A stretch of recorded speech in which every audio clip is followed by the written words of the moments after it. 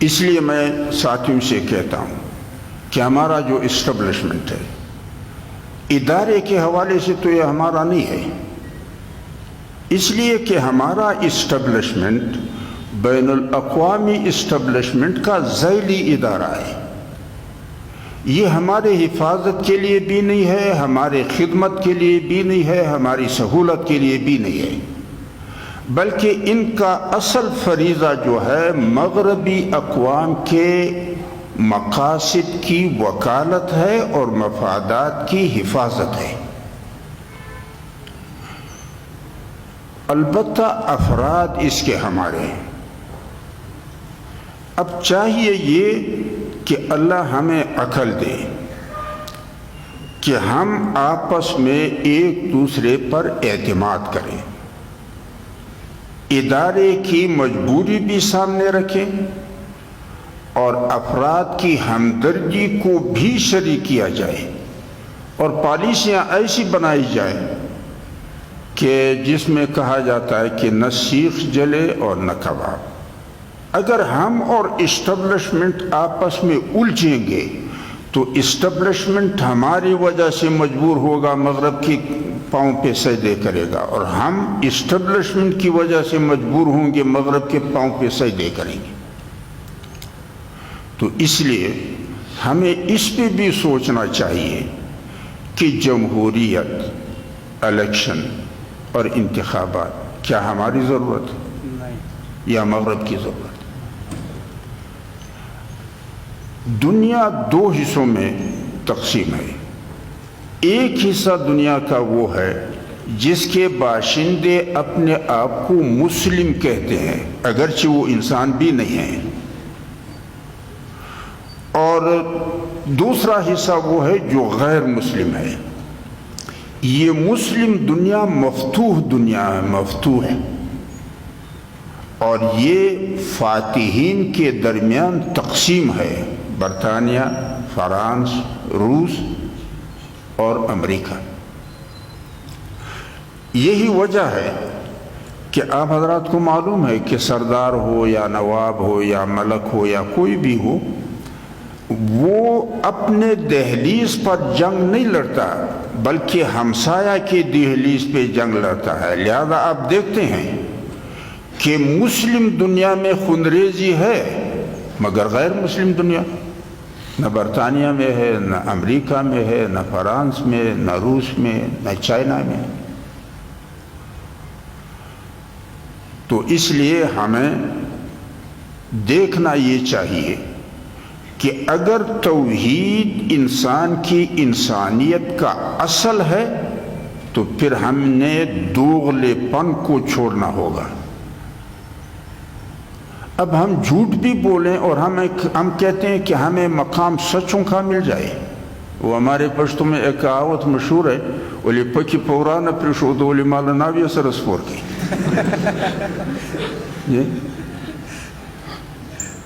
جبکہ اللہ جل جلالہ فرماتے ہیں لعنت اللہ علی الکاذبین، جھوٹے میں نے اپنے درگاہ سے، میرے درگاہ سے راندہ ہے، میرے رحمت سے محروم ہے۔ اللہ پاک فرماتے ویل للمکذبین، جھوٹوں کی مکمل تباہی مقدر ہے، دنیا میں ان کا امن و سکون تاراج ہوگا اور آخرت میں نجات سے محروم ہوگی۔ تو ہم جھوٹ بھی بولیں اور ہم کہتے ہیں کہ ہم بڑے لوگ ہم سے بن جائیں۔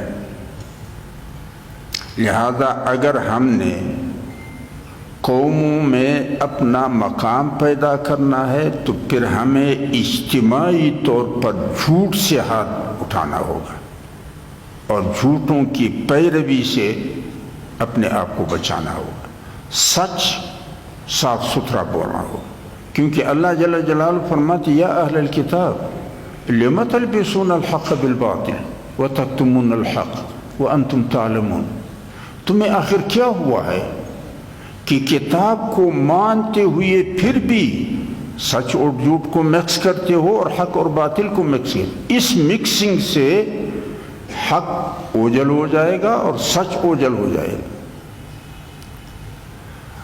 تو ہمیں سچ صاف ستھرا بولنا چاہیے اور سچوں کا ساتھ دینا ہے۔ اب آپ حضرات ہمارے سیاست کو دیکھیں، آپ کسی بھی سیاسی زعیم سے پوچھیں کہ سیاست کس زبان کا لفظ ہے، شاید وہ زبان بھی نہ بتا سکے۔ اور سیاست نام رکھا ہے منافقت کا، مکے دکھاتے ہیں سودا کرنے کے لیے، یعنی مخاصمت برائے مفاہمت۔ لہذا تعلیمی اداروں میں جتنے بھی متعلمین ہیں، میری گزارش ان سے یہ ہوگا کہ جس بھی شعبے میں آپ تعلیم حاصل کر رہے ہیں، شب و روز اس شعبے کے لیے وقف کریں، اس کے تہ تک پہنچنے کی کوشش کریں، استاد کا احترام کریں، کتاب کا احترام کریں، وقت کی قدر کو جان لیں، کبھی بھی بغیر مطالعے کے، بغیر مذاکرے کے، بغیر تدریس کی شرکت کی کوئی وقت ضائع نہ کریں۔ یہ نہیں ہے علم بذات خود نعمت ہے، بدبختی یہ ہے کہ ہم نے صنعت کو ملازمت کا ذریعہ سمجھا ہے۔ ہم جھوٹ بھی بولتے ہیں، ہم دھوکہ بھی دیتے ہیں، ہم پیسے بھی دیتے ہیں، ہم ڈنڈا بھی مارتے ہیں کہ سند مل جائے۔ کیوں؟ علم ہمارے نظر میں کوئی نعمت نہیں ہے، ملازمت نعمت ہے۔ لہذا اس ذہن کو ہمیں بدلنا چاہیے کہ علم بذات خود نعمت ہے۔ وَمَنْ أُوتِيَ الْحِكْمَةَ فَقَدْ أُوتِيَ خَيْرًا كَثِيرًا۔ اور علم دو قسم کے ہیں، علم الادیان، دین آپ کو زندگی کا مقصد، زندگی کا منزل اور وسائل کا استعمال بتائے گا، اور فن یعنی کائنات کے مطالعے سے آپ زندگی کے وسائل فراہم کریں گے۔ تو انسان دو چیزوں کا جوڑا ہے، مادی جسد، اس کا تعلق مادی کائنات سے ہے، اور روح، اس کا تعلق ماوراء المادہ سے۔ اب ہمارے بعض لوگ کہتے ہیں کہ نہ خدا ہے نہ آخرت ہے، تو میں ان سے کہتا ہوں کہ آپ یہ بتائیں کہ حس تو آپ مانتے ہیں کہ حس علم کا ذریعہ ہے۔ ہمارے حس نے ثابت کیا ہے کہ ایک زمانہ ایسا تھا کہ میں نہیں تھا، ایک زمانہ پھر آئے گا کہ میں نہیں ہوں گا۔ دو عدم کے درمیان میرا وجود کیسے آیا؟ اس کے لیے ذریعہ کیا بنا؟ میں خود۔ اگر میں خود ذریعہ بناؤں تو پھر معدوم پہلے کیوں تھا اور بعد میں مجھ پہ موت طاری کیوں ہوتا ہے؟ اور اگر میں خود نہیں ہوں تو پھر میرے وجود کا باعث کیا بنا؟ دوسری بات یہ ہے کہ جب حس اور تجربے نے ثابت کیا ہے کہ موت کے بعد ہم سب گل سڑ کر مٹی بن جاتے ہیں، اور یہ تمام فلاسفہ مانتے ہیں کہ مٹی جامد مادہ ہے، اس میں حس و حرکت نہیں ہے۔ اب آپ بتائیں کہ جامد مادے نے خود بخود، اور یہ جامد مادہ جو مٹی ہے، اس میں یہ صلاحیت بھی نہیں ہے کہ مٹی کا سادہ برتن خود بخود اپنے آپ سے بنا ڈالے، اس میں یہ صلاحیت نہیں ہے۔ اور خلق مادے کی اس ترتیب اور اس ترکیب کو کہتے ہیں جو پہلے سے طے شدہ تقدیر، فارمولے اور پلان کے مطابق ہو۔ تو آپ بتائیں کہ مٹی نے خود پلان بھی بنایا، فارمولہ بھی اس نے بنایا، اور اپنے بنائے اور وضع کردہ تقدیر کے مطابق پھر اپنے آپ کو ترکیب اور ترتیب بھی خود دی؟ یہ ممکن ہے؟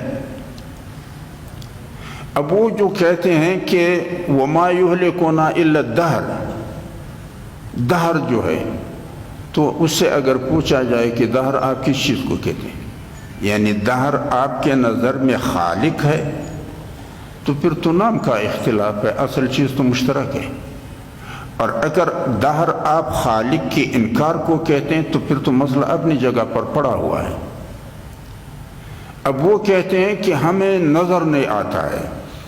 آپ بتائیں کہ مٹی کے برتن جس کمہار نے بنائے ہیں، اگر کوئی شخص ان برتنوں کو الٹ پلٹ کرتا ہے اور آپ اس سے پوچھیں کہ کیا ڈھونڈتے ہو، یہ کہتا ہے ان کے درمیان میں سے میں کمہار ڈھونڈتا ہوں، یہ معقول بات ہے؟ یا ان کے ذریعے سے میں کمہار کی شناخت کرتا ہوں، یہ معقول بات ہے؟ آپ مادی کائنات میں مطالعہ کریں اور اس میں مادی کائنات کے خالق کو تلاش کریں. یہ تو وہی بات ہے کہ آپ برتنوں میں کمہار تلاش کرتے ہیں یا برتنوں کے ذریعے سے کمہار کی شناخت کرتے ہیں. لہذا ہمیشہ کے لیے ہوتا یہ ہے کہ مصنوعات کا مطالعہ اس ارادے سے کہ اس کی مہارت کا اندازہ لگائے کہ صانع کتنا ماہر ہے اپنے فن میں، اس حوالے سے تو ٹھیک ہے. لیکن اگر ان کے درمیان میں سے صانع تلاش کریں یا ان کے ذریعے سے صانع کی شناخت کریں، دونوں غلط ہیں. اور باقی رہی بات یہ کہ اگر خالق ہوتا تو ہمیں تو پھر نظر آ جاتا، کیونکہ حص ہمارا علم کا ذریعہ ہے. اب یہ بتائیں کہ ماں کے پیٹ کا جو بچہ ہے وہ گھر کے ماحول میں ہوتا ہے. کیا ماں کے پیٹ میں بچے کو گھر کے ماحول کا مشاہدہ ہوتا ہے؟ اس لیے کہ وہاں پہ تو ماں کے پیٹ کے پردے حائل ہیں.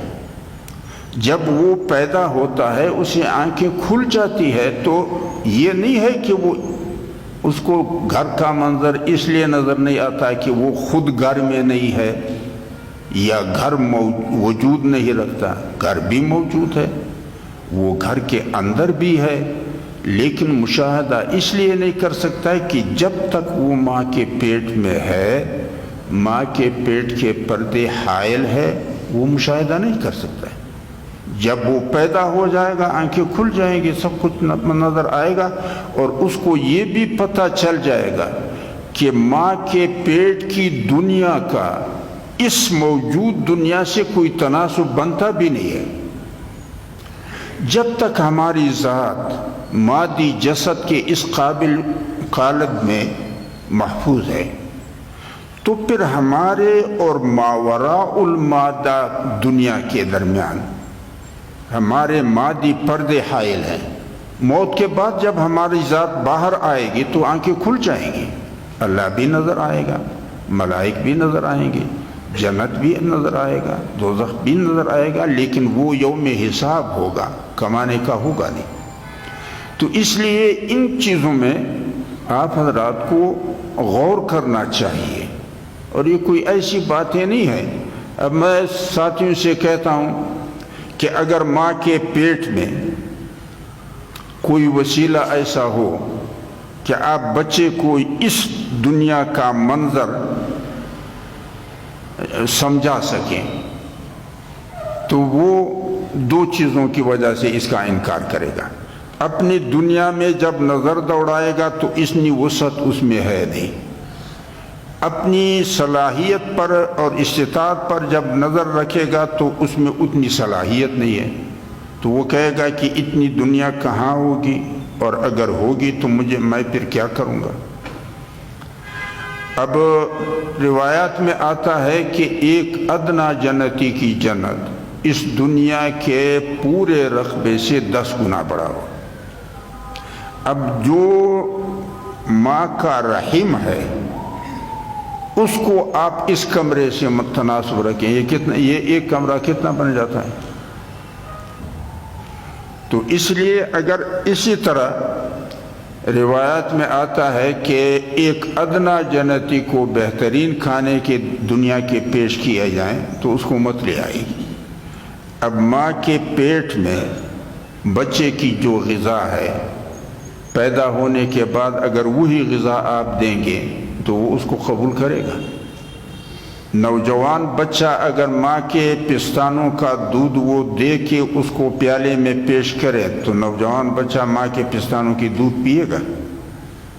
تو اگر ہمارے زندگی کے 2 مرحلے ایسے گزرے ہیں کہ ایک مرحلے کی غذا دوسرے مرحلے میں طبیعت اس سے کراہت کرتی ہے تو پھر تیسرے مرحلے میں کیا کون سا مشکل ہے؟ اور جنت کے بارے میں جو کہا جاتا ہے کہ خواہش ہوگی مگر اس کے لیے محنت نہیں ہوگی، بس خواہش پیدا ہوا اور چیز حاضر ہو گئی۔ ماں کے پیٹ میں بچے کو جو غذا ملتا ہے یہ طلب پر ملتا ہے، محنت پہ نہیں ملتا ہے۔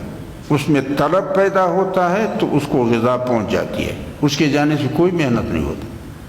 تو اگر ہماری زندگی کا ایک مرحلہ ہم پہ ایسے گزرا ہے کہ ہمارے طلب کے ساتھ رصد ہوتا ہے بغیر محنت کے، تو اگر اور بھی ایسی زندگی آ جائے کہ وہاں پہ طلب بغیر محنت کے رصد کا ذریعہ بنے تو کون سا مشکل ہو؟